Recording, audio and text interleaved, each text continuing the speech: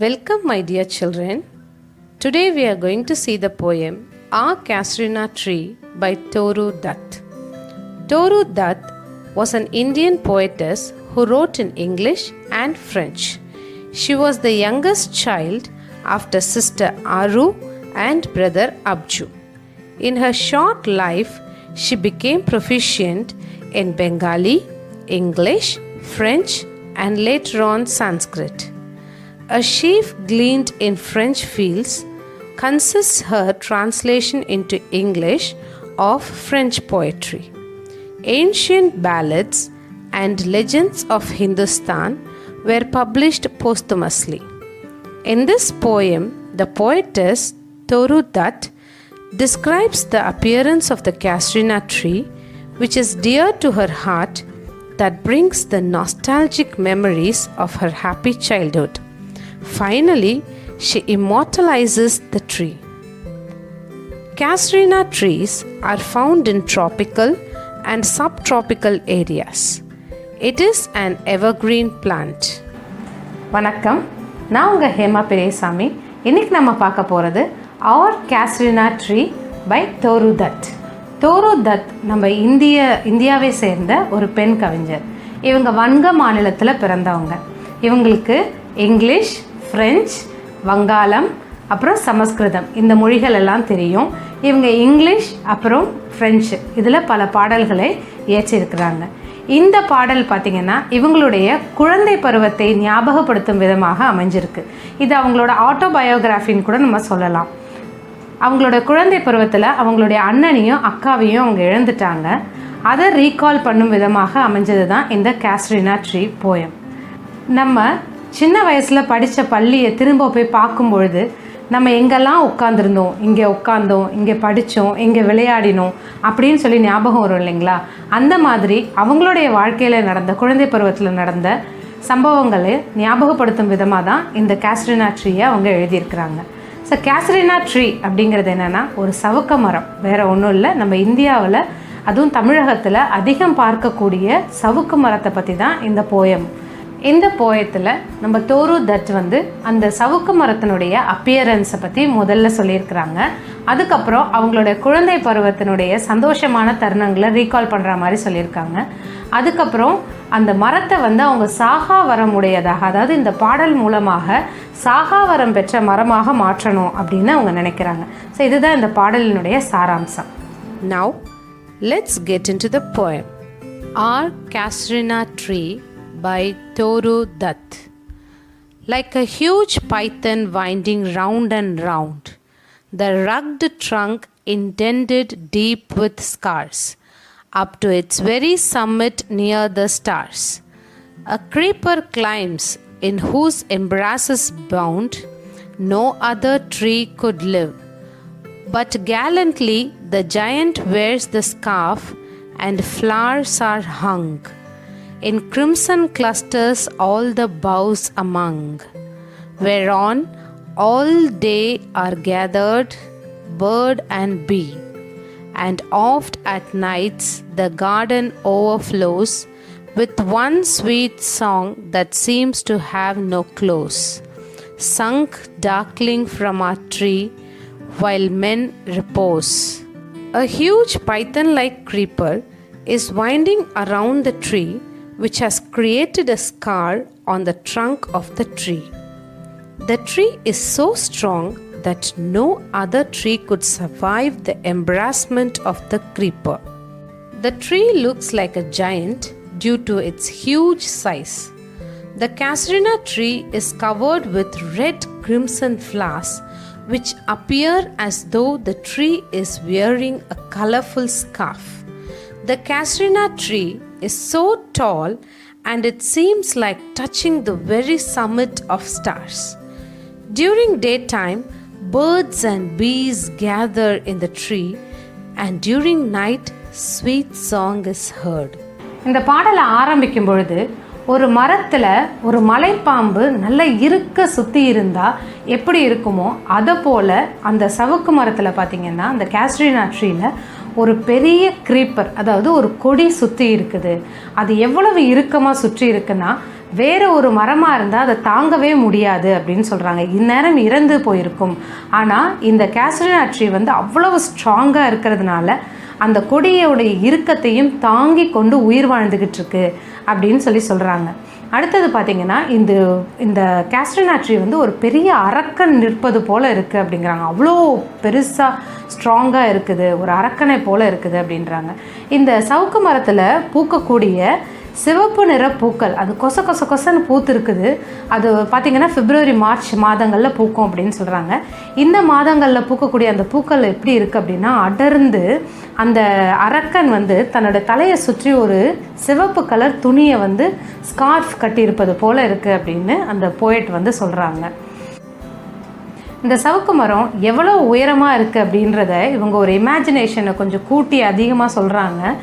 அந்த மரம் அவ்வளோ உயரம், எவ்வளோ உயரம் அப்படின்னா போய் நட்சத்திரத்தை தொடும் அளவிற்கு, வானத்தில் இருக்கக்கூடிய நட்சத்திரங்களை தொடும் அளவிற்கு உயரமாக இருக்குது அப்படின்னு சொல்கிறாங்க. மேலும் இந்த மரத்தில் பார்த்திங்கன்னா அவங்களுடைய தோட்டத்தில் பகல் நேரங்களில் பறவைகளும் தேனீக்களும் ரீங்காரமிட்டு கொண்டு பாடிக்கொண்டும் இருக்குது அப்படிங்கிறாங்க. ராத்திரியில் இந்த மரம் அசைவது அது கிட்ட இருந்து ஒரு அருமையான பாடல் இசைப்பது போல் இருக்குது அப்படின்னு நம்ம தோருதத் சொல்கிறாங்க. When first my casement is wide open thrown, at dawn my eyes delighted on its rest. Sometimes the most in winter on its crest, a grey baboon sits statue-like alone, watching the sunrise while on lower boughs, his puny offspring leap about and play. And far and near kokilas hail the day, and to their pastures wend our sleepy cows. And in the shadow on the broad tank cast, by that hoar tree so beautiful and vast, the water lilies spring like snow enmassed. At dawn, when the poetess opens the window, she witnesses a grey baboon sitting in one of the branches and watching the sunrise with its young one. She listens to the song of the kokilas. The shadow of the tree appears to fall on the huge water tank, in which the water lilies have bloomed like snow. விடியற் காலையில் நம்ம தோருதத் அவர்கள் தன்னுடைய ஜன்னல் வழியாக வெளியே பார்க்கும்பொழுது இந்த மரம் அவ்வளவு அழகாக காட்சியளிக்குது. அந்த மரத்தை சுற்றி இருக்கக்கூடிய விஷயங்களும் ரொம்ப அழகாக அவங்க காட்சிப்படுத்தியிருக்கிறாங்க. இந்த ஸ்டான்ஸால் பார்த்திங்கன்னா அந்த மரத்தில் ஒரு கிரே பபூன் அப்படின்னு சொல்லப்படக்கூடிய ஒரு குரங்கு அது அவ்வளோ அழகாக ஒரு சிலை போல் உட்காந்து அந்த சூரிய உதயத்தை ரசித்து கொண்டு இருக்குது. அதனுடைய குட்டி வந்து பார்த்திங்கன்னா இன்னொரு கிளையில் தாவி குதித்து விளையாடிக்கிட்டு இருக்கு. அதையும் அது பார்க்குறாங்க. அதுக்கப்புறம் பார்த்திங்கன்னா அந்த மரத்துக்கு பக்கத்தில் ஒரு குளம் இருக்குது. அந்த குளத்தில் வெள்ளை பூக்கள், அதாவது ஒயிட் லில்லிஸ், வெள்ளை அல்லிப்பூக்கள் வந்து நல்லா அதில் பூத்துருக்குது. அது பூத்துருக்கிறத பார்க்கும்பொழுது அப்படியே பனி படர்ந்திருப்பது போல் இருக்குது அப்படின்னு சொல்கிறாங்க. இந்த மரத்தில் பார்த்திங்கன்னா கோகிலாஸ் அப்படின்னு சொல்லப்படக்கூடிய குயில்களும் கூவிக்கிட்டு ரொம்ப அழகான காட்சியை அவங்க காட்சிப்படுத்துகிறாங்க இந்த second ஸ்டான்ஸால். But not because of its magnificence, dear is the Casrina tree to my soul. Beneath it we have played, though years may roll. Oh, sweet companions, loved with love intense, for your sakes shall the tree be ever dear. Blent with your images it shall arise, in memory till the hot tears blind mine eyes. What is that dirge-like murmur that I hear, like the sea breaking on a shingle beach? It is the tree's lament and airy speech, that haply to the unknown land may reach. Toru Dutt says that it is not because of the majestic appearance of the Casrina tree that it is dear to her heart, but the tree brings to her mind the memories of time when she used to play with her sister Aru Dutt and brother Abju Dutt. Both of them are already dead. When she thinks of the tree, her eyes are filled with hot tears. The lament of the tree reaches the poetess even in the far away lands. அடுத்தது நம்ம தோருடட் என்ன சொல்கிறாங்க அப்படின்னு பார்த்தீங்கன்னா, இந்த மரம் வந்து என்னோட ரொம்ப உயிர் போன்றது அப்படின்னு சொல்கிறாங்க. ஏன் அப்படி சொல்கிறாங்கன்னா, அது ரொம்ப பெருசாக இருக்குது, மெஜஸ்டிக்காக இருக்குது, அதனால் அப்படியெல்லாம் கிடையாது. அந்த மரம் வந்து தன்னுடைய குழந்தை பருவ நினைவுகளை தாங்கி நிற்குது அப்படின்னு சொல்கிறாங்க. தன்னுடைய குழந்தை பருவத்தில் தன்னோட அக்கா ஆருதத்தோடையும் தன்னோட அண்ணன் அப்ஜுதத் கூடையும் அவங்க அந்த மரத்தை சுற்றி விளையாண்டுட்டு இருந்திருக்காங்க. ஆனால் காலத்தின் கூடமே அவங்க அண்ணனும் அக்காவும் இறந்துடுறாங்க. அதனால் அந்த மரம் வந்து அந்த அண்ணன் அக்காவுடைய நினைவுகளை தாங்கி நிற்குது. அவங்க எவ்வளோ சந்தோஷமாக அந்த மரத்துக்கு கீழே விளையாடி இருக்காங்க அப்படிங்கிற நினைவுகளை வந்து தாங்கி நிற்கிது அந்த மரம். அதனால் அந்த மரத்தை நினைக்கும் பொழுதெல்லாம் அவங்களுடைய கண்களில் கண்ணீர் வந்து நிறைஞ்சிருது. இந்த மரத்தை வந்து நினைக்கும் பொழுது எங்கிருந்து நினைத்தாலும் சரி, அந்த மரம் பேசுவது போலவும் புலம்புவது போலவும் அவங்க காதில் ஒலிச்சிக்கிட்டே இருக்குது. அது எவ்வளோ தூரத்து இவங்க கடந்து அந்த மரத்தை தாண்டி எத்தனை தூரம் போனாலும் சரி, அவங்களுக்கு அந்த லேமெண்ட் அப்படின்னு சொல்லக்கூடிய அந்த புலம்பல் வந்து கேட்டுக்கிட்டே இருக்குது அப்படின்னு சொல்கிறாங்க. Unknown yet well known to the eye of faith, ha, I have heard that wail far, far away, in distant lands by many a sheltered bay, when slumbered in his cave the water wraith, and the waves gently kiss the classic shore of France or Italy beneath the moon, when earth lay tranced in the dreamless swoon, and every time the music rose before mine inner vision rose a form sublime, thy form, O tree, as in my happy prime I saw thee in my own loved native clime. Even in France and Italy, where Toru Dutt had her studies, she was able to hear the lament, that is the sad song of the Casuarina tree. இவங்க மேல் படிப்புக்காக France, Italy போன்ற நாடுகளுக்கு போகிறாங்க. அந்த நாடுகளுக்கு போகும்பொழுதும் இந்த மரத்தினுடைய நினைவுகளை அவங்க சுமந்துக்கிட்டே தான் போகிறாங்க. அந்த சத்தம் அவங்க காதில் கேட்டுக்கிட்டே தான் இருக்குது. அந்த மரத்தினுடைய புலம்பல் சத்தம்னு சொல்கிறாங்க. அந்த லேமெண்ட் வந்து அவங்களுக்கு கேட்டுக்கிட்டே தான் இருக்குது. எப்படி வந்து ஒரு பாறைகள் நிறைந்த கரையில் அந்த அலை வந்து அந்த பீச்சில் அலை வந்து அந்த பாறைகளில் மோதும் பொழுது வந்து முத்தமிட்டு செல்லும் பொழுது ஒரு மர்மர் சத்தம், ஒரு முணுமுணுக்கும் சத்தம் கேட்கும் இல்லையா? அதே போலயே இந்த கேசுரினா ட்ரீ முணுமுணுப்பது போன்ற சத்தம் அவங்களுக்கு கேட்டுக்கிட்டே இருக்குது. எவ்வளவு தூரம் போனாலும் சரி அது அவங்களுக்கு கேட்டுக்கிட்டே இருக்குது.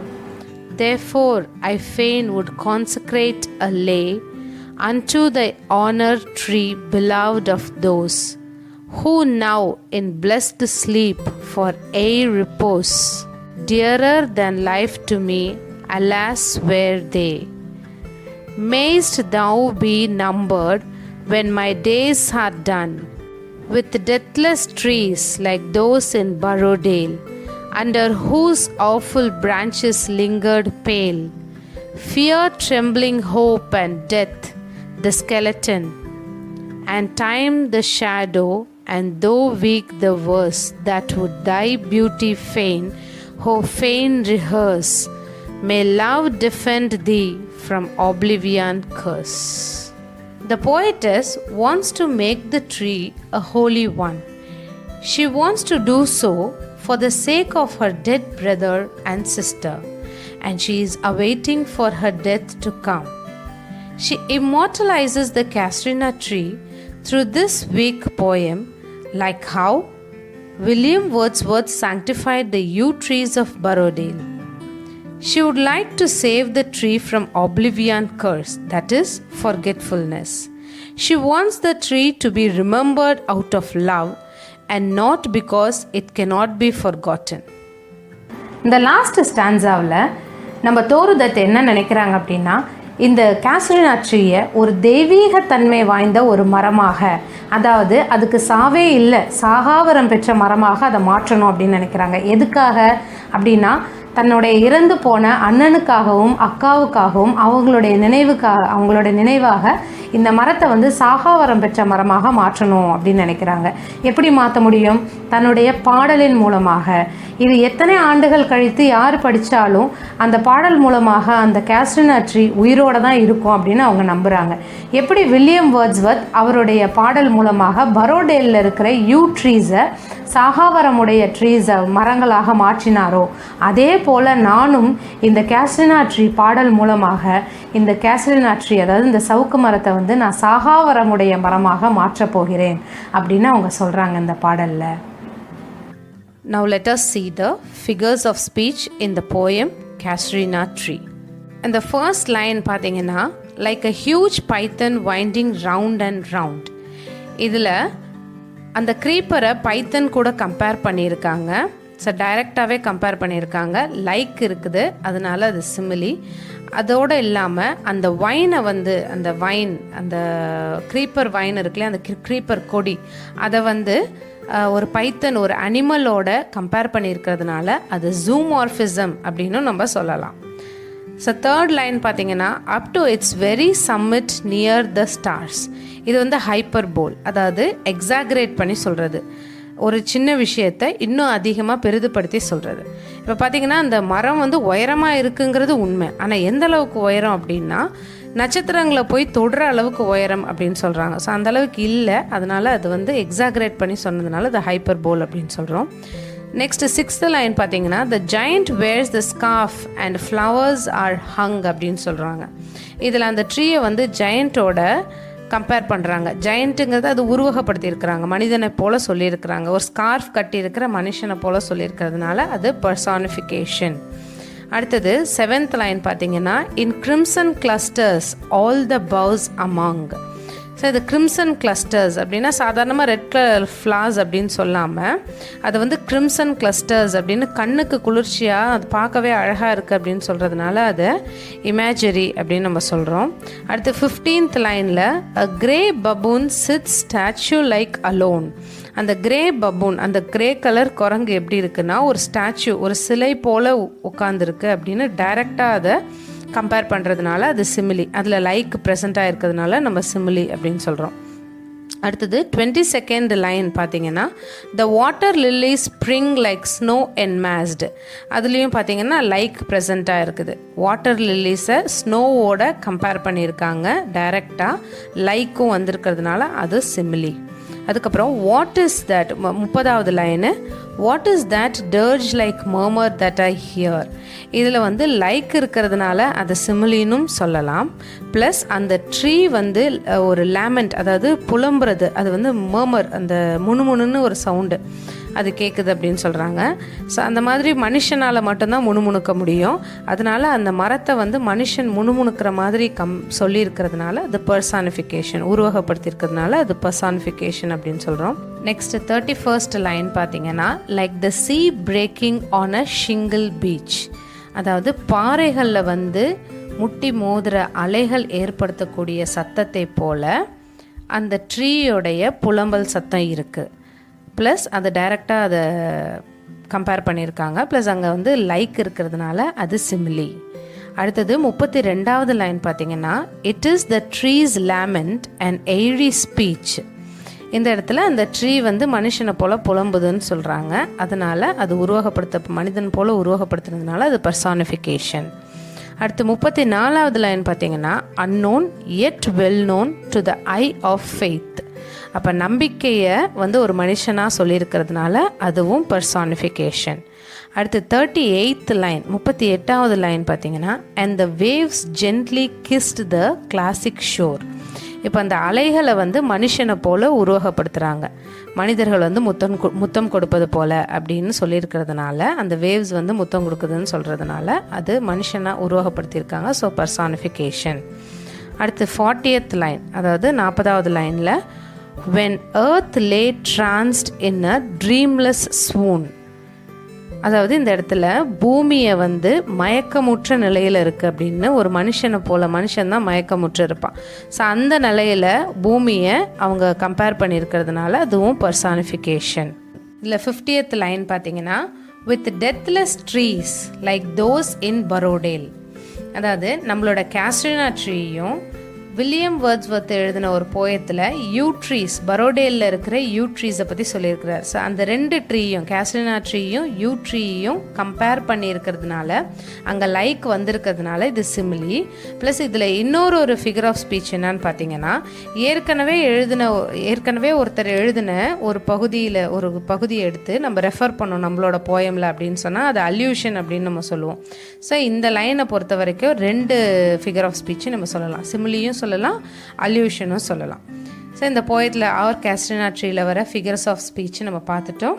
Thank you children.